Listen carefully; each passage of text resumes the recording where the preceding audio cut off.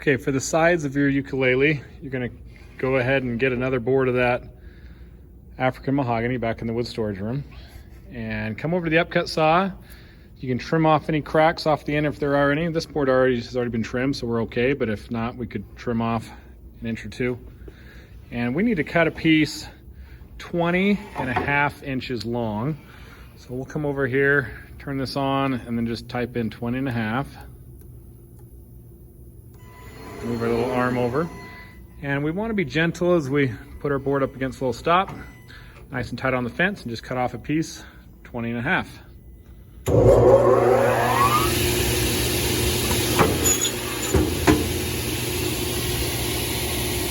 Cut that off, take our piece out of here. The rest of that board you can put back in the wood storage room. Come to the jointer and just joint one edge. Again, it doesn't matter which edge you joint, just choose whatever one you think is going to be the easiest edge to joint, and run it as many times as it takes to get that nice and flat.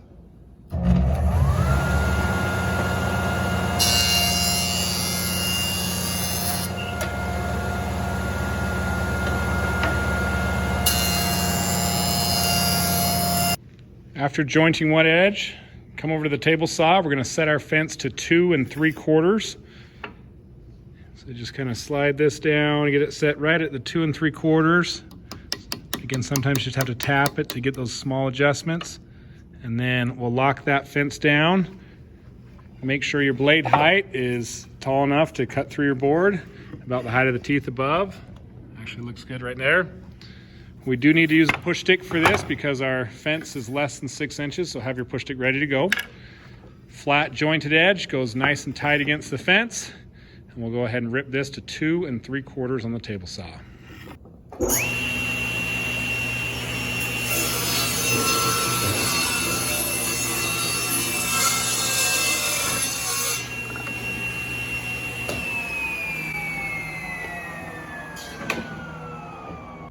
We'll need to come to the planer next, and all we want to do is clean up the faces on this board. So we want to try to keep it as thick as possible, and right now this board is about 1 1/16 inch thick, which is a little bit more than 1.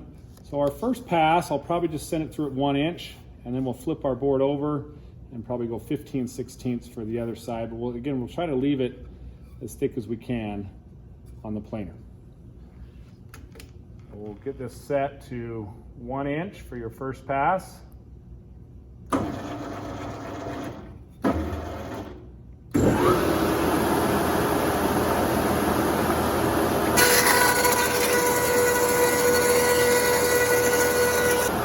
I'll adjust it down to 15/16.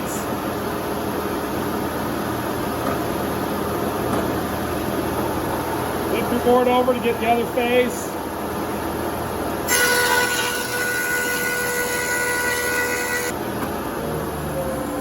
Again, we just want to get both faces cleaned up on that planer. If you need to go a little bit smaller than 15/16, that's fine. Just try to get both faces all cleaned up. We need to get out of this one block of wood enough material for both sides. We're going to do that by actually splitting this into multiple boards on the table saw. And each of these sides are going to be pretty small as far as thickness goes. So instead of actually getting 2 boards out of this, I'm going to have you get 3 boards out of this. That way, if we do make a mistake later on or one of them breaks when we go to do the bending later, we have an extra backup one just in case. So really, we're going to split this in thirds. So about here and then about here. So we're going to get 3 boards out of this one board. And we're going to do that on the table saw. And this is a little bit tricky. Have the teacher help you with this. We have to remove the guard, and we're going to do what's called a resaw. We have to remove the guard. And so taking out this little insert here, and I will probably have one of my table saws already set up for this process. Anytime we take out that guard, we want to replace it with a little splitter or riving knife. So that will need to be put in there. And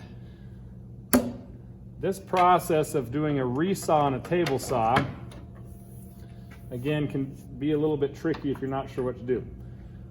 I want you to set your fence to 1/4 of an inch. So you just get it adjusted exactly on that 1/4, lock that down. And the blade height, even though this could be raised up high enough to cut through your board in one pass, that's quite a bit of material to remove in one pass. And so instead we're actually going to do this about halfway, or maybe a little bit more than halfway. You're 2 3/4 of an inch right now. And so about half of that is going to be about 1 3/8. So maybe actually set your blade height about 1.5 inches would be a good height adjustment for that. So we're going to lower this. Just take my tape measure, just kind of getting it set till that top tooth is about 1.5 inches. And that should be plenty height that if we do it in 2 passes, we can get it. It doesn't matter where you start, whether it's this face or this face, but just keep the same face against the fence as we do this. So we're going to have one face against the fence, nice and tight. We'll run this across, and then we're going to flip our board and run it again to get the rest of that cut. I would recommend use a push stick. It'll help as you're pushing it across so your hands don't get close. Nice and firm. We'll turn it on, and we're going to go ahead and do our resaw cut.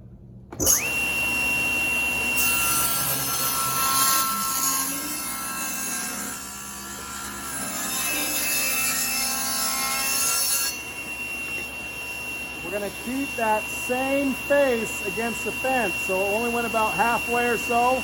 We're going to flip our board over, keeping that same face against the fence, nice and tight.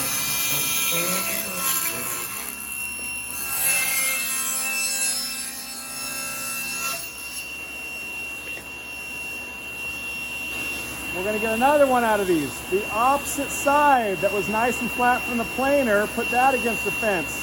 Your middle part of your board might have a little bit where the table saw got some little cut marks on it. It's easiest to do your flat side against the fence.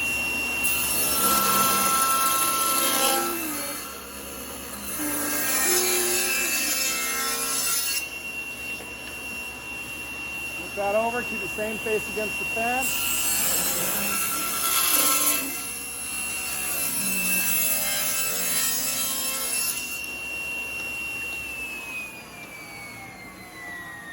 So there we've got our 3 boards, when really you just need 2 of them for your sides. But we'll keep this 3rd one as a backup in case one of these break later on. We need to come back to the planer now, and we're going to work on getting the thickness of these boards all the way down to 0.090 thick. Now on the planer, we're just going to get a little bit more down, and then we're going to jump over to our wide belt sander and get that final amount. And right now these boards are about 1/4 inch thick. So looking at our chart here, 1/4 inch, about 0.250. And we have our planer does not go much smaller than 1/4 inch. If I was over here trying to adjust my planer and making that smaller, once it gets to about 1/4 inch or so, it says low error. So it won't let us go any smaller than that. So you'd have to use what's called a carrier board. I've got one of these over here, and we'll leave it over by the planer that you can use. It's just a board that we're actually going to be able to take our piece and put it on top of. It has a little lip right here that makes it so your board can kind of go right against it. And this is exactly 1 inch thick. And so what we do is we almost just trick the planer. We put our board on top of that. So now our board is exactly 1 inch thicker than what this is already. So you can go smaller than 1/4 inch on the planer, you just have to use this carrier board. And this is what we're gonna do. Right now my board is exactly 1/4 inch. So my first pass is actually gonna be 3/16, 0.187. So we're just gonna use the carrier board. So we're gonna go 1.187 for your first pass. We'll flip our board over and then go 1 1/8, so 1.125 with the carrier board. And then at that point, when our boards are 0.125, then we're going to come over to our wide belt sander and get the remainder all the way down to 0.090 is our final pass. So we're going to go ahead and go 1.187 because I'm going to be using that carrier board.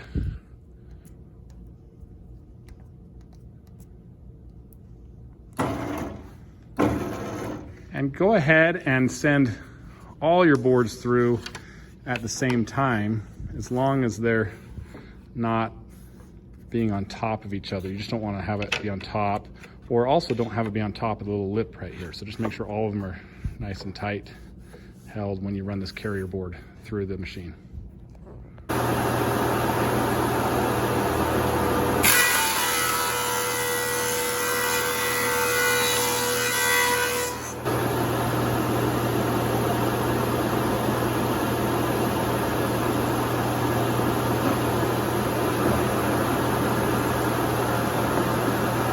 So you flip your boards over to get the other face.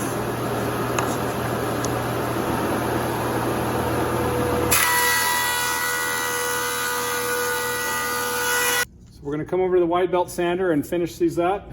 From the planer, we've got them down to 0.125, about 1/8 of an inch thick. And we need to get them now down to 0.090. Make sure, if you're looking at the instructions here, make sure that the air pressure is turned on. And it has instructions on how to do that. Over on the side at the bottom, we're going to turn that air pressure on. Now we can make our adjustments. And our very first pass, go ahead and start at 0.120, which is pretty much exactly 1/8 of an inch. So we're just going to type in 120 start. That'll adjust to our 120. And go ahead and send all 3 of these through. Again, you only need 2 of them for your ukulele. However, we're going to get our 3rd one just in case this one breaks later on. And if we end up not needing it, then that's fine. We're going to start here at 120. Then we're going to go to 0.110 for your next pass, 0.100 for your pass after that, and then your final pass will be 0.090. Green buttons will turn it on. Send all 3 of them at the same time.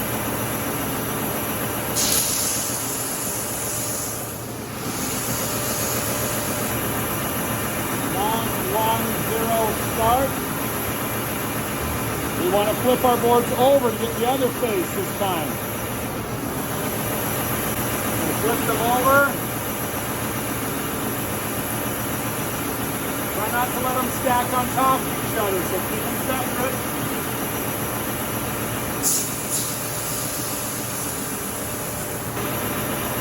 One, zero, start.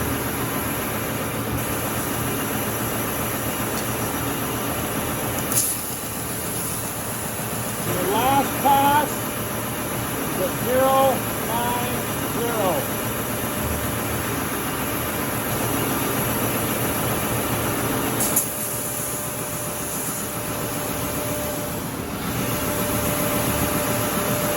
Turning it off, just the 2 red buttons to shut it off. Okay, now once you have your sides on the planer and the wide belt sander down to 0.090, go ahead and take a look at them and just decide which 2 are your best looking. You're probably all 3 just fine, but just decide which 2 are going to be the ones that you want to use. Maybe I like these 2 better. So we'll set that aside, and again, save it in case we mess up later on. We just need 2. I have a couple patterns that you can choose from for ukulele, for your sides. And it doesn't matter which one you choose. This one is just a straight sound box. So if you want the actual main body of your ukulele to be straight, we can use this one. Or this one's a tapered sound box.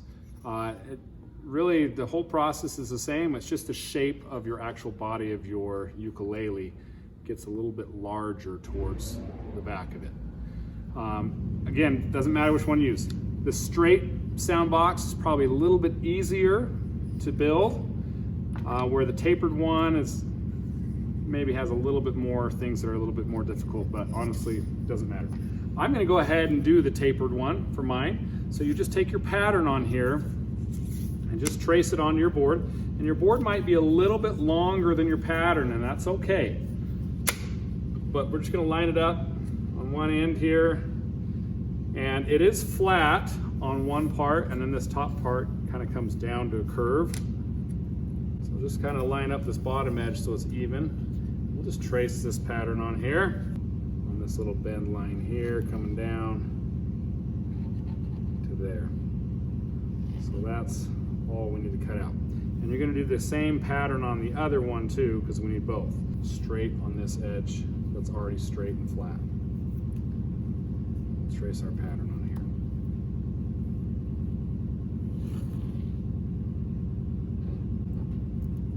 here. If you were doing just the straight sound box pattern, so for example, if I had those over, you'll notice that the straight sound box pattern actually is a little bit smaller than what our actual board is. So you could just, again, line it up flat on one edge, trace it where it needs to be cut out. It also has on the pattern a bend line right there. And so you need to draw that bend line on your board, because when we go to bend these later, we're going to line that bend line up on our jig. So we're going to go back to where I had these drawn, and I just need to put a little mark where I'm doing the bend line on these. And I just like to take that bend line and just kind of draw. You're not going to see this later on, but it just gives us a good indication where we're putting that bend on these boards. So decide which pattern you want, doesn't matter. Again, the straight one's probably a little easier to do. Tapered sound box, maybe a little more difficult, but again, it's personal choice on what you want it to look like. We're going to use the band saw to cut out our sides. Have your trace line pattern drawn on here. One important thing on the band saw is that you do not cut directly on your line. You actually want to leave your line. So I make sure the blade is cutting just outside my line as I'm making these cuts. Later, we're going to sand it down to our line.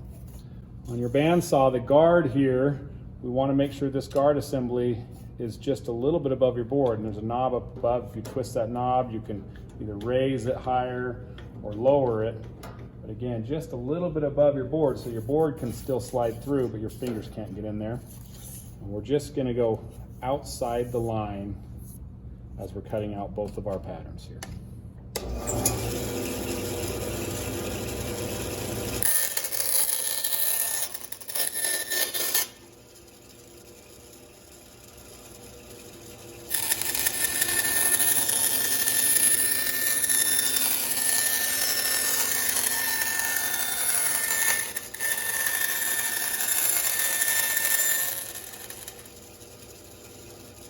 You definitely want to leave your line so you can still see all of your line.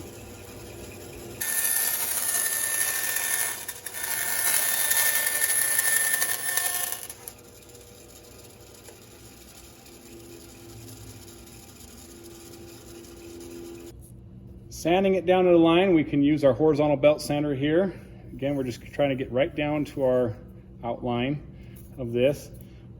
I chose that tapered sound box, so I want to try to keep that taper on here. We'll just kind of press it up against our sander here carefully. On the little part in right here, honestly, it's not a problem to leave that. If you want, you could use this little block of wood right here to put it up against. You want to avoid just trying to put it up against on a narrow section like that. It could pull your board. So longer sections like this were okay, but I would use this block here to put that up against there when sanding. Turning it on, just make sure this red button's been cleared, and then green button will turn it on.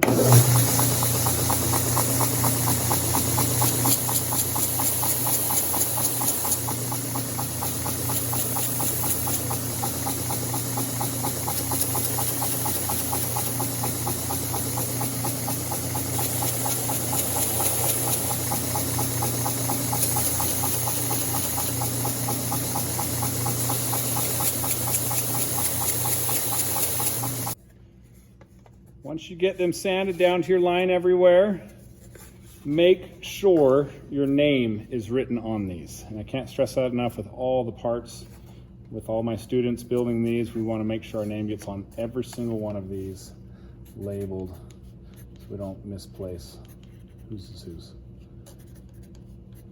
And after this, we are ready to bend them in our little jig.